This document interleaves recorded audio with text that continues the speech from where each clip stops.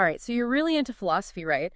And you want to understand these big ideas, like really understand them, but you don't want to wade through a ton of dense academic writing. That's a very common desire, actually. Yeah, it's a lot to take in sometimes. So today we're doing a deep dive into retributive justice. Oh, good one. Yeah, and get this, our main source is the Stanford Encyclopedia of Philosophy. So we know it's going to get serious. But our mission here, and I think you're with me on this, is to cut through the jargon and really grasp the essence of what retributive justice is all about.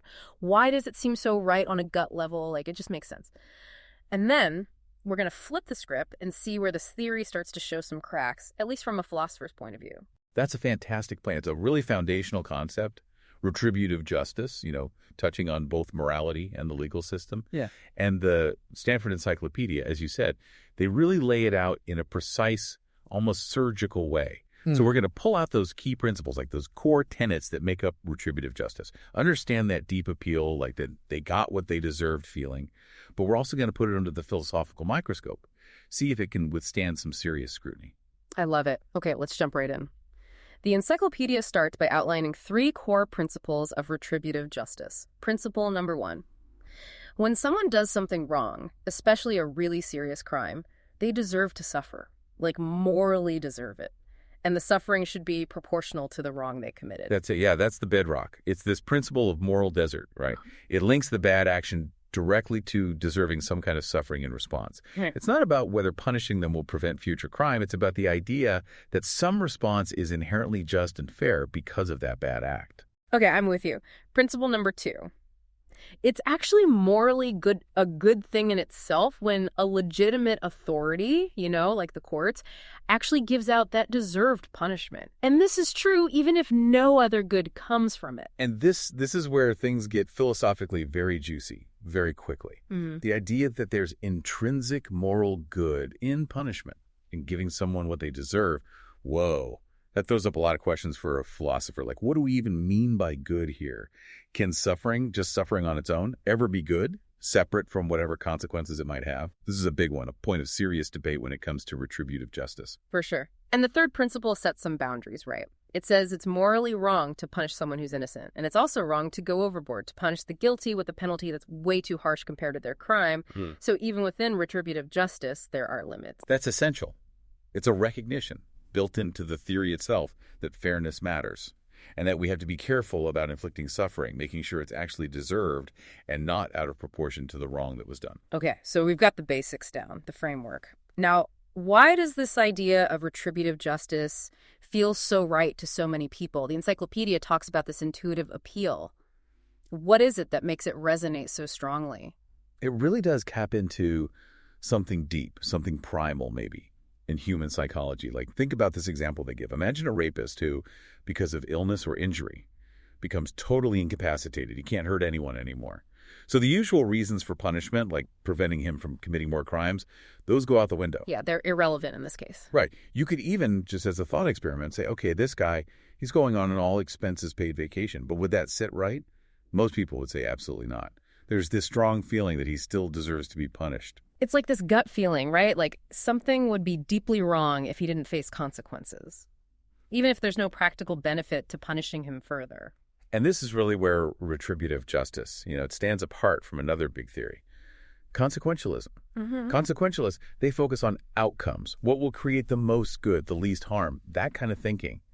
And sometimes punishing an innocent person, in theory, might lead to a better overall outcome, a greater good for more people. Yeah. But as you said, that feels fundamentally wrong. It clashes with our moral intuition. Oh, absolutely. But then the encyclopedia throws in a real curveball. They bring up this idea from Nietzsche, this concept of resentment. It's this mix of resentment, envy, a feeling of powerlessness. And they suggest that this might actually be a big part of what drives our retributive feelings. That is so interesting and so unsettling, right? It makes you wonder, what if our intuitions about justice aren't always these pure moral guides? What if they're sometimes rooted in something kind of, ugly? Like maybe our desire to see someone punished is just a dressed-up version of resentment or even a thirst for revenge. It forces us to really examine the basis of our sense of justice. It's a tough one to face, for sure. Okay, so to really understand retributive justice like a philosopher would, Yeah. we need to unpack some key concepts. And the encyclopedia says we should start with the definition of punishment itself. What counts as punishment in this context? Good point. So they lay out 5 essential elements. First, there has to be some kind of hard treatment involved, a burden, a deprivation, some kind of suffering imposed on the person being punished. Okay, that makes sense. Second, that hard treatment has to be inflicted intentionally by whoever is doing the punishing. It can't just be an accident or a side effect of something else. So, like, if someone's family suffers because they're in prison, that's not part of the punishment itself? Exactly.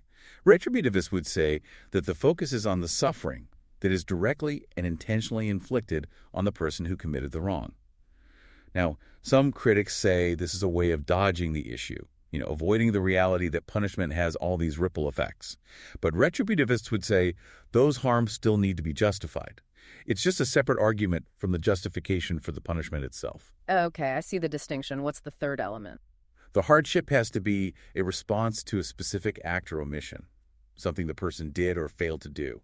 You can't punish someone for something they had no control over, like, I don't know, their race or their height or something like that. Right, that would just be oppression, wouldn't it? Not punishment in the way we're talking about it. Exactly. You can't hold someone responsible for something they didn't choose.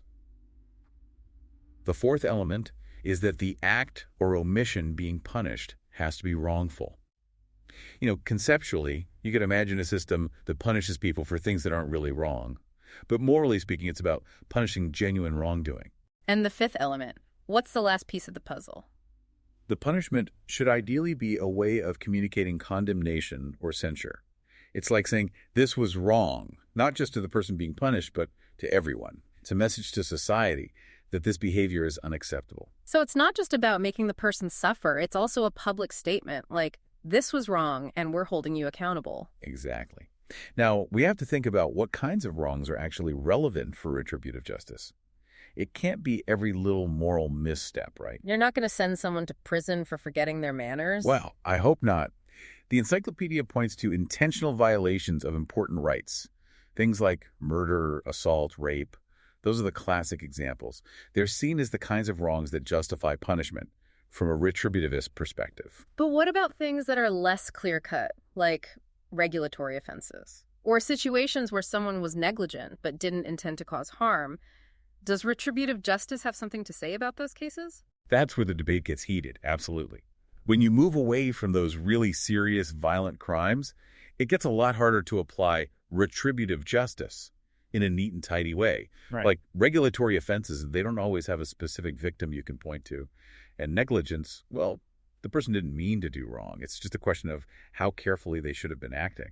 And there's the question of, are all moral wrongs things that the state should be able to punish? Or is there a special category of public wrongs that are fair game for legal punishment? That's a huge question, and it gets to the heart of the role of government, doesn't it? Should the state be in the business of enforcing morality? There's this famous idea called the harm principle, from John Stuart Mill, and says the government should only interfere with individual liberty to prevent harm to others. So if someone's actions aren't harming anyone else, the government should stay out of it. That's the basic idea.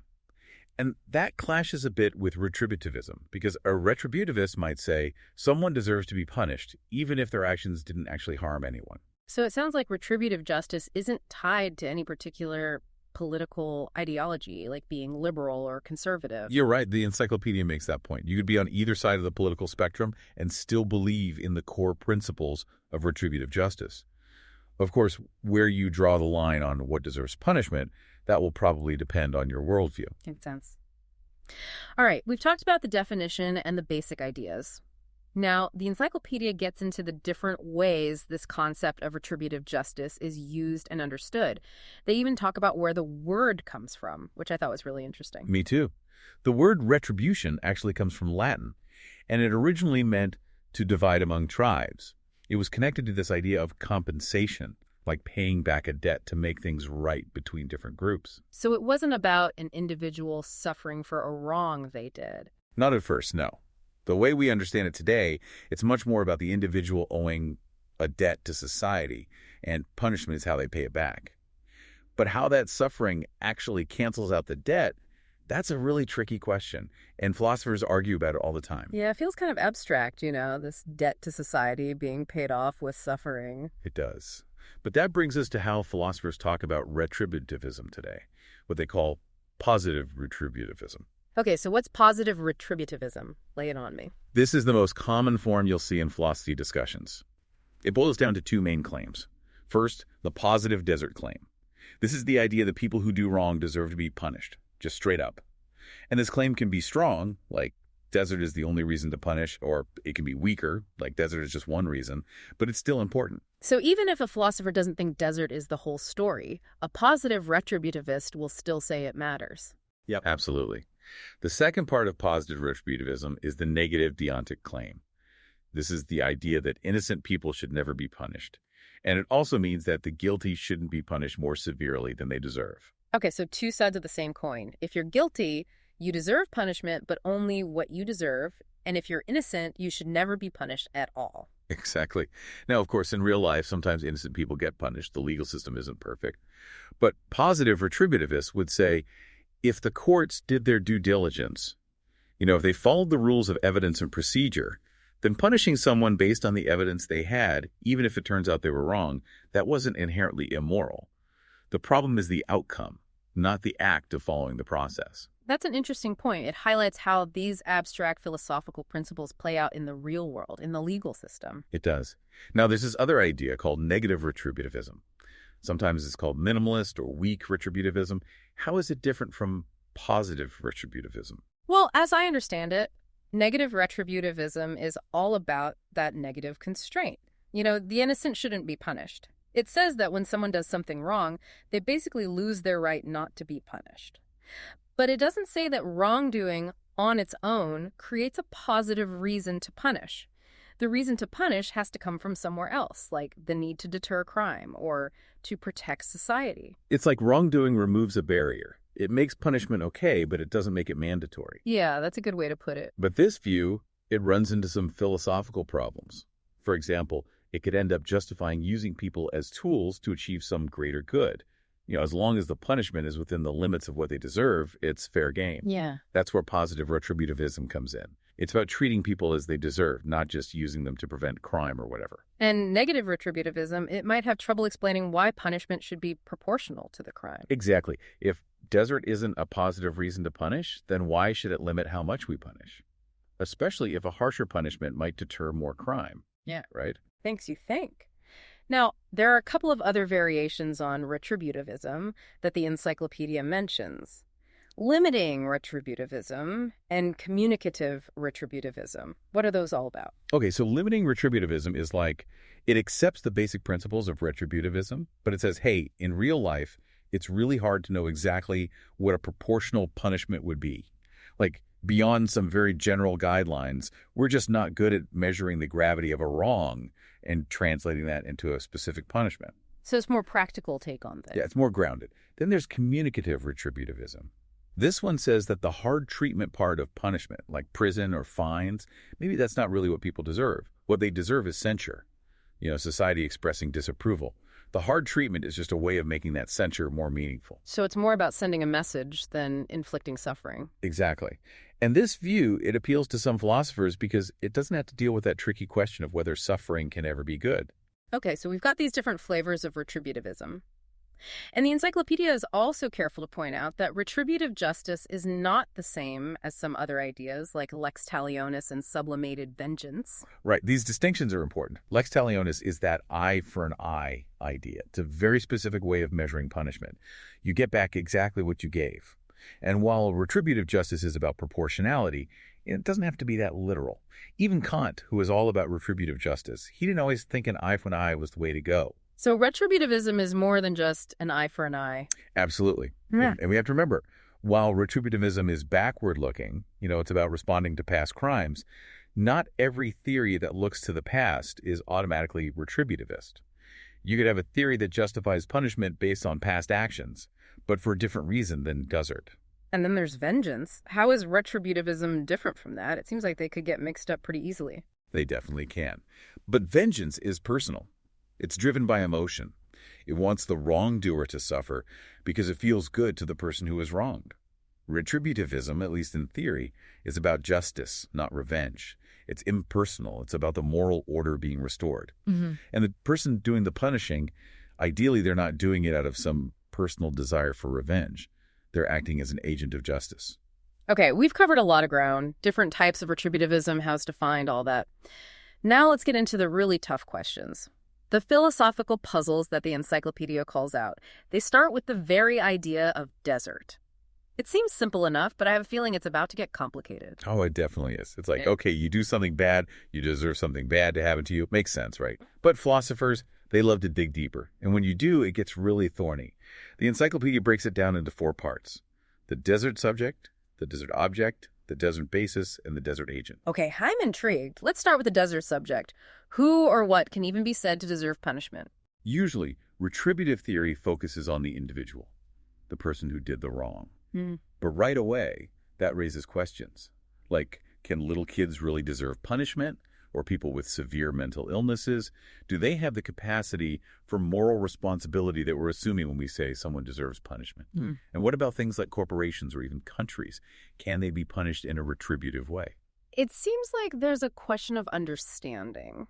Like, a small child might not understand that they're being punished for a moral wrong.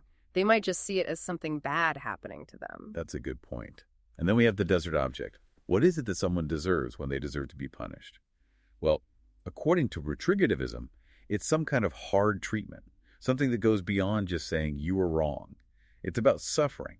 And that leads to some really tough questions, like how can we justify inflicting suffering on another person, even if they deserve it? And how do we decide what a proportional punishment is? But there's this other interesting idea that some retributivists have put forward, the idea that wrongdoers have a right to be punished. A right to be punished. Now, that sounds counterintuitive. It does, doesn't it? But it's not about wanting to suffer. It's about respecting people's autonomy, even when they've done wrong. The idea is that if we just treat them like they're sick or dangerous, we're not acknowledging their capacity for moral reasoning. We're not treating them like responsible agents. So it's about recognizing their ability to make choices, even bad ones. Interesting. Okay, what about the desert basis? What is it about a wrongful act that makes punishment deserved? Here come the really big questions. First up, the problem of free will. Like, if everything we do is determined by factors outside our control, our genes, our upbringing, whatever, can we really be held responsible for our choices? If we don't have free will, does the whole idea of deserving punishment just fall apart? Yeah, it seems like free will is pretty essential to the whole concept of retributive justice. It is. And a lot of retributivists, they spend a lot of time trying to figure out how free will is possible, even if our actions are determined in some way. But it's a huge debate, and philosophers have been arguing about it for centuries. Okay, so that's free will. What's the other big problem with the desert basis? The other issue is, okay, let's say someone deserves punishment. Why does that mean someone else has the right to punish them? You know, just because someone deserves something, even something bad, doesn't automatically mean someone else is allowed to give it to them, especially when it comes to intentionally causing suffering. That's true. You wouldn't say, oh, you deserve to be miserable, so I'm going to make you miserable. Exactly. So retributivists have to explain how wrongdoing leads to a loss of the right not to be punished. And they also have to explain who gets to do the punishing, who has the authority to step in. Right, because someone has to step in. That brings us to the desert agent. Who gets to be the punisher in a retributive justice system? This is where we get into political philosophy.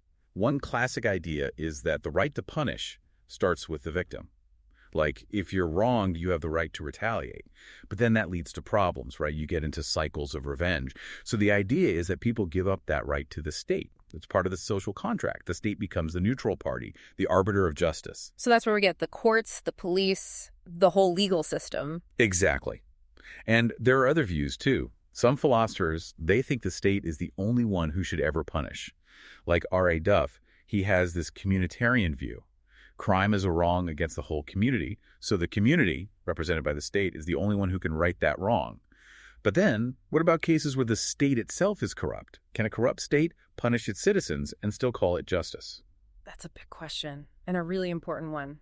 If the state is the one doing the wrong, does it have the authority to punish anyone? Yeah, that's a tough one. There's a lot of debate about it. And then you have this other interesting question, which is, can the person who did the wrong punish themselves? Like, can they repent, feel remorse, and somehow make things right without any external punishment? That's a really interesting idea. It is. But some retributivists would say that's not enough. It has to be public. There has to be some official recognition of the wrong and some punishment meted out by the community, even if it's symbolic. Okay, so we've covered the who, the what, the why of desert. What's next? Next up, we've got the moral puzzles of suffering. This is a big one. How can retributivists say that inflicting suffering is a good thing? Like, that just seems wrong on a basic level. It does seem a bit barbaric, I have to admit. Right. But retributivists, they make a distinction between deserved and undeserved suffering. They say undeserved suffering is always bad, but deserved suffering, suffering that comes as a consequence of doing wrong, that can be morally good. It's fitting. It's part of setting things right. It's like the grief you feel when someone you love dies. It's awful, but it also feels right somehow. Exactly. That's the kind of analogy they use. But there are problems with this view, too. Like one philosopher, Victor Tadros, he points out that this logic could lead to some weird conclusions. Like, if someone is already suffering, does them committing a crime somehow make that suffering good? Like their previous suffering gets redeemed because now it's deserved? That's what Tadros is worried about. And retributivists, they have to be careful to avoid that kind of implication. They have to say that the suffering is only good if it's connected to the wrongdoing, if it's being given out as punishment. And that brings us to another distinction: suffering in general versus suffering as punishment. Some retributivists focus on the idea that wrongdoers just deserve to suffer, period. Others say, no, it has to be punishment. It has to be inflicted by a legitimate authority. It has to be part of the system. So it's not just about suffering, it's about the act of punishment itself. Exactly. And then there's the problem of subjective experience. Different people experience the same punishment differently.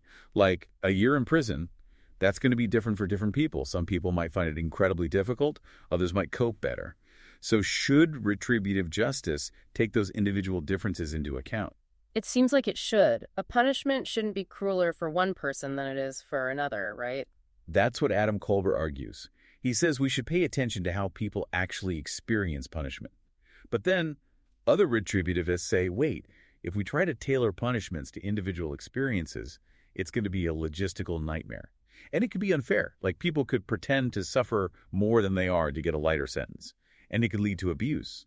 Someone in power could decide that one person's suffering just doesn't count as much as another person's. It sounds like a really tough problem to solve. How do you balance individual experience with the need for fairness and consistency? Exactly.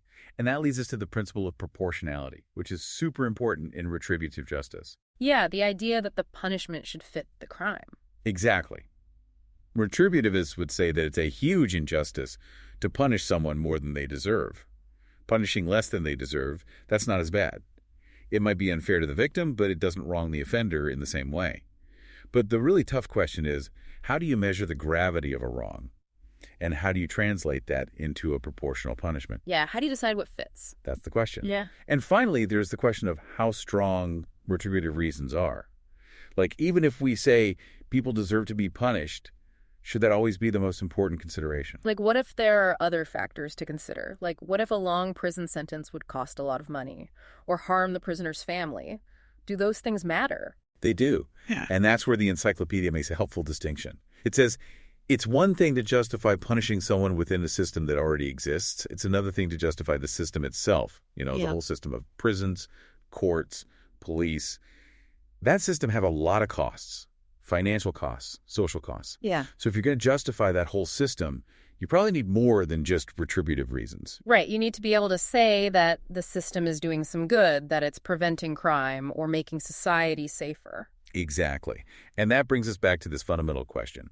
Is retributivism a consequentialist theory or a deontological theory? I'm not sure I follow. So consequentialism is about the outcomes of actions, like what will produce the best results. Deontology is about following rules and duties regardless of the consequences. And retributivism, it seems to have a foot in both camps. Like, the idea that you shouldn't punish the innocent, that feels deontological. It's a rule you shouldn't break no matter what. Right. It's like a moral absolute. But then you have this idea that punishing the guilty is good in itself. And that sounds more consequentialist. Like, you're focused on the good that comes from punishment. And in practice, most retributivists seem to accept that sometimes you have to make compromises, like plea bargains, where a guilty person gets a lighter sentence in exchange for cooperating. That's hard to justify from a purely deontological perspective. It's messy, isn't it? It is. And there's this debate about whether the real object of retributivism is punishment itself, or the suffering that punishment causes. The encyclopedia seems to lean towards punishment being the goal, but it's a complex issue. Wow, we've really gone deep on this. So much more to it than meets the eye. Right. Retributive justice, it seems so simple. But when you really start to pick it apart, it's full of these philosophical dilemmas and hard questions. Like, if we want people to get what they deserve, how do we reconcile that with the idea that we should minimize suffering? And if we think punishment is good, how can we be sure it's not just disguised revenge? These are the kinds of questions that philosophers wrestle with, and there are no easy answers. It makes you wonder, can we have a system of justice that truly balances the need for punishment with our commitment to treating people humanely? That's the big question. Yeah. And it's one that we all have to grapple with, not just philosophers. Because these ideas, they shape our legal system, our moral intuitions, the way we see the world. So much to think about. Thanks for joining me on this deep dive. I feel like we've just scratched the surface. We have, but that's the beauty of philosophy, isn't it? The more you explore, the more questions you uncover. And who knows, maybe by wrestling with these difficult questions, we can start to build a more just world. That's the hope. All right, that's it for our deep dive into retributive justice. Thanks for listening.